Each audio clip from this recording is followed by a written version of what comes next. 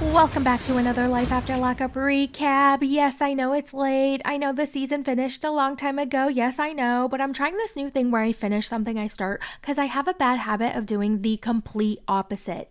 Yeah, and then people get mad, including myself. I get mad at myself because I start something and I never finish. I stop in the middle of it and it's just so annoying. So yeah, it's better late than never. And if you look on the bright side, it's kind of like you're finding out for the first time what happened because it's been so long, right?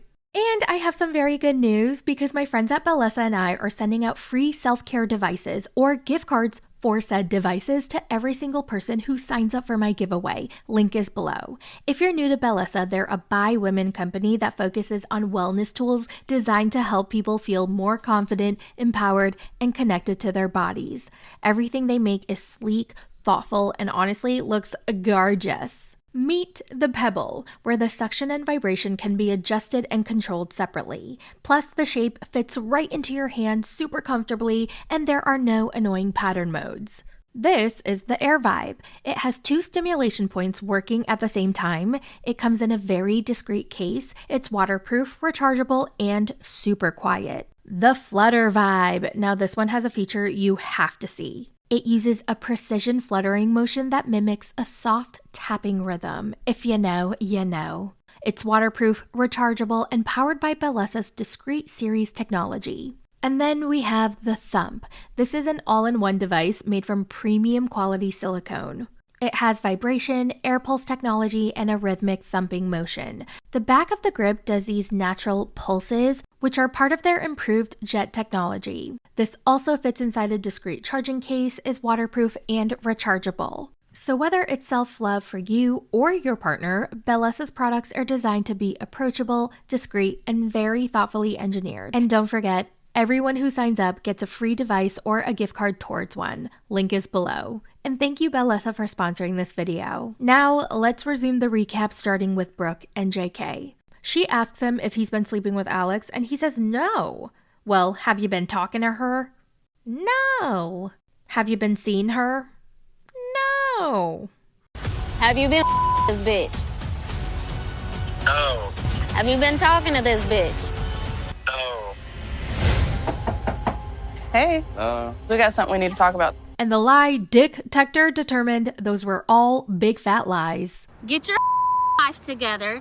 I think you should take your own advice, okay? So in the mail, she gets the official results for her pregnancy test. So she runs over to JK's house. He is totally out of it. By the way, a producer asks him in his confessional if he slept with Alex, and he's like, nah. And then the next question is if he's a good liar, and he's like, yeah, I'm a real damn ass good liar. And then the producer's like, okay, so are you lying to me about sleeping with Alex? I have not had sex with Alex since I've been home, no. Are you a good liar? I'm a very good liar. Are you lying now? He's laughing like that was such a good trick that they pulled on him. Bro, you should have known when they asked you in the first place if you were a good liar or not right after they asked you if you slept with Alex. He is slow. He's real slow. His brain is not braining. So Brooke gets to JK's house. The entire family, including his mom and the boyfriend, is in the living room. They're all anticipating. They're all waiting for the pregnancy test results. Now, Kathy and JK are in a confessional together, and she looks at him and she asks him, like, she looks desperate and she just wants her son to snap out of whatever he's doing. And she looks at him and she's like, are you using right now? And he gets so triggered and he gets so upset and he's like, we already talked about this, and he gets immediately defensive and he gets up and leaves the interview. So, are you using right now? Why are you asking me that? We had this conversation, me and you haven't understand. The only reason I ask me is people ask me that question, bro. I'm not using, I'm tired of getting, back in the living room, Kathy says, if you need to get into a program, let's get you into a program. And JK doesn't answer and just tells Brooke to open up the damn pregnancy test and read the results. So she's like, all right. So she starts opening up the envelope. Everyone's like, please, no, please, no, please, no, please, no. She opens up the letter, she reads it, and she sighs and she goes, Well, lucky you. I ain't gotta raise a 3rd child by myself. I dodged a bullet on that one. Thank God. Brooke is disappointed. She starts to cry. I don't know why. Are those tears of happiness? No, because she was disappointed. She thought she would be pregnant with JK's child, and that would make JK want to get his shit together for his baby. Oh, Brooke, let me tell you, that never works. And I don't know if JK has a weak spot for girls who cry, because he walks over to her and then he tells her he loves her, that he's going to be there for her. Just basically more lies upon lies upon lies. They decide they're going to put the past in the past and press the reset button on their relationship. I know that, okay? I accept that. But moving forward, help me help you, okay? My gut tells me to believe JK when he says that he didn't sleep with Alex. I think Alex is trying to tear me and JK apart. Ring ring. Alex calls JK because she wants some of that broke-ass dick. He cannot open his eyes. He's not on Earth. He's somewhere else. I don't know. I'm doing all right. One day at a time. I mean, you can complicate sometimes. You can hectic. Life's hectic. I understand, but we still make time for what we want. Bye. We have Justine and Michael. So Justine takes the two oldest girls, Kylie and Melody, dress shopping with her, and her budget is $5,000. But if she finds the perfect dress and it's a little more, a little over $5,000, then she's gonna work something out. Now, when I was in sales, I was taught that there are 2 times where people overspend. They're kind of like, YOLO, you only live once. They have that kind of an attitude. And it's for weddings and for Christmas. So when we were all trained, we were trained to upsell, okay? Recommend the more expensive stuff and then work down. And I hated sales because I constantly felt like I was lying to people and I was trying to trick them, and my boss would always get mad at me because I wasn't upselling and I wasn't doing the things that I was taught, and it was just a nightmare. And I would be like the worst salesperson because I would be like, how about this thing for $80 that you can totally get for $40 somewhere else? I was just the worst salesperson. So unless I really, really liked something, I would just be like, please get this. This is amazing. I love this so much. But if it was just a sales tactic where my boss would be like, you gotta sell this because of XYZ, I'd be like, ugh. And the thing is, I always had to do it because my boss was always there. She was always on the shift, staring, making sure everybody did what she said. Oh, those were the nightmare days. I hated my job. I could never do sales. I could never be in a job where I'm constantly just selling, and especially selling things that I'm forced to sell. I don't have a say. I don't have a choice in it. It's just not for me.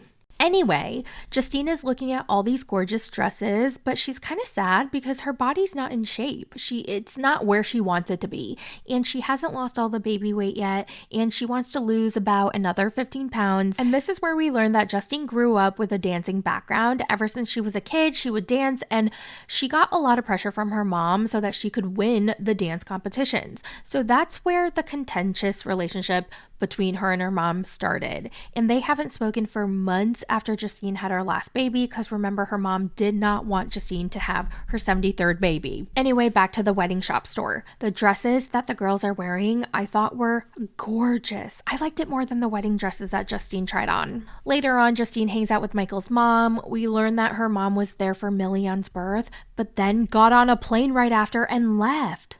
She didn't even offer to help at all. I know she doesn't have to, but your daughter just had a baby. You don't want to even offer to make her lunch or dinner or breakfast for the next 3 days. Nope. She was like, all right, I saw him being born. I gotta go. Bye. Because I wouldn't want my mom to not be there. I just don't want it to be negative. It never really seems like she wants to celebrate big moments for me. It seems like Justine really didn't want to invite her mom to her wedding, but then she knew that if she didn't invite her mom, it would be a nail to the coffin. So she called up her mom to invite her to the wedding, and the mom's response is not great. She's just like, ugh, well, I mean, you're really going to tell me this last minute? When is it? I know we roast Justine and Michael, but I do think they're one of the better couples on the show, and I do feel like they love each other and they really do support each other as a couple, and I felt sad for her in this moment. Mike and I were going to have a wedding again. We're going to have another wedding, and I just wanted to see if you were coming or... No, see what my schedule's like. You just can't tell me at the last minute. It's interesting because I think as people, we always kind of want our parents' approval, right? We always want our parents to be proud of us, even though we hate them or we think we hate them or we have like such a bad, contentious relationship and background with them. Just like a deep part of us always seeks that approval. And I think that's how Justine feels. I'm 37 and I'm still trying to work on a relationship with my mom. Last, we have Daniel and Bianca. So Daniel yells at Bianca, "I'm gonna jump out of the car. I don't want to be here." And she's freaking out. She's like, where the hell is this reaction coming from? Remember, she just found out that he relapsed and started drinking again. So she stops at the side of the road and he gets out and leaves. Now, in the diary camera footage, he's so mad. He can't stand her. He's actually so pissed off. He's so angry. He's livid. I don't know where all of this anger is coming from. But he was like, "I can't stand to be in that car with her. I had to get away and free my head. All she does is complain about everything." I thought Bianca handled everything pretty well, especially when you compare her to how she used to handle things. I can't even stand to be in the freaking car with her. Like, I just had to get away and free my head. Like, all she does is just complain about everything. Daniel eventually makes it home, and when he gets inside the house, he's huffing and puffing. He's making all kinds of noises. He's kicking the dishwasher. He's quite aggressive. I don't know if it was because he was drunk or mad or both. So Bianca walks out from her room to the kitchen and she's like, "Why are you making so much noise?" And he's like, "What's up?" And she goes, "I don't understand why you're drinking and why you're doing all the things that you're not supposed to."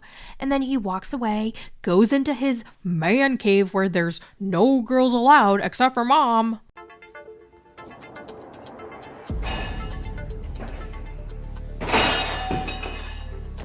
Why are you slamming stuff? It's all good. I think it's just irresponsible to have drinks knowing that you're not supposed to. You can't even have a conversation, you just walk away. What is that? Well, she ignores the sign and goes inside. He has his headphones on and he's playing a video game, and she tries to continue the conversation, which is a bad choice on her end because he's obviously not going to want to talk. And he's like, "I just want some space." I just want some space right now. This is how you're responding. What else is there to do but shut down and just block you out? But that's personal growth. You have to learn, just like I've trying to help myself and How? not. What do you do? She's like, "I'm so tired of babysitting a grown man. I'm going to leave and go hang out in my car." So she leaves and Daniel starts texting someone. Producer asks him who he's texting and he just smiles. I know I can do, what's good for me, and I'm gonna do it. We don't get an answer because in the next scene, Bianca's in her room. Daniel walks in. He's surprised that she's there because she was supposed to hang out with Celeste. And he's like, "Why didn't you go hang out with Celeste?" And she's like, "Because I'm depressed and I don't want to go anywhere." And he's like, "Why?" And Bianca goes, "Because I really care about you." And Daniel's like, "You don't care about yourself though, okay? You're always in a dark room by yourself all the time." Because you're in a dark room all the time. Yes, you are. You don't spend time with me, so how would you know that? I stopped spending time with you because that's what you were doing. You're literally relapsing. You don't care about your sobriety. Obviously, you don't care if you live or die. Off. You don't know who I am anymore because you don't spend time with me. I can't spend time with you. You are not an honest person. Therefore, I cannot with you. The only reason I can think of for Daniel spiraling is because he just relapsed and he's in denial. He doesn't want to face it. He's ashamed. He's embarrassed. So he's turning that into anger. I've seen it. I mean, I've done it myself for other reasons. And I think this is a way for him to feel like he's in control. And he's blaming Bianca because he doesn't want to admit that it's his fault. Like, she drove him to do the things that he's doing. Every time Bianca tries to confront him about his relapse, he just lashes out and he calls her toxic and tells her that she's depressed and that she doesn't do this and doesn't do that. And that's why he doesn't hang out with her and she's the toxic one and the bad one. And it's sad because he is clearly projecting. Now, at this point, Bianca's neck is bright red. She breaks up with him and then tells production that he probably only signed the lease together and agreed to live with her because he can't afford to pay rent on his own. And I was like, damn, I think she's right. She's like, "You need to leave." And he's like, "No, why should I leave? You should be the one to leave because you can get another lease anywhere and I can't because I'm a felon." So he wants her to leave the apartment that she pays for. I can't afford this place, but I'll find somebody to move in pretty quickly. I'm not breaking the lease. If anybody has to leave, I think Bianca should leave. You know, I'm a felon. It's very difficult for me to find housing. I'm not leaving. And that was a recap for Life After Lockup Season 6, Episode 6. I have 4 episodes left. I am gonna finish. I'm determined to finish. There's only 4 more to go, but I'll sprinkle them along, okay? So when you get bored and have nothing else to watch, you can come back to my lovely potato face and listen to another recap of Life After Lockup. Oh my god, can you guys believe Thanksgiving is next week? Are you guys doing anything? Do you guys eat turkey? I really don't like turkey. The only time I crave Thanksgiving food is on Thanksgiving. I never crave turkey. I never crave like the mashed potatoes with the carrots and the green bean casserole. Except for Thanksgiving. I'll eat it for like 2-3 days in a row and then I'll be over it and will never want Thanksgiving food until the very next year. So yeah, I'm gonna do something really small with just my parents. I don't think my sisters are gonna be able to make it, so it's just gonna be me, my mom, and my dad, and the dogs. So yeah, let me know what your plans are for Thanksgiving, and I hope you guys have a wonderful Thanksgiving meal, and I will talk to you guys in the next one. Bye. Monday, eat my ass. Tuesday, eat my ass. Wednesday, eat my ass. Thursday, eat my ass. Friday, eat my ass. Saturday, eat my ass. I really honor God, so Sunday I'll let you fast.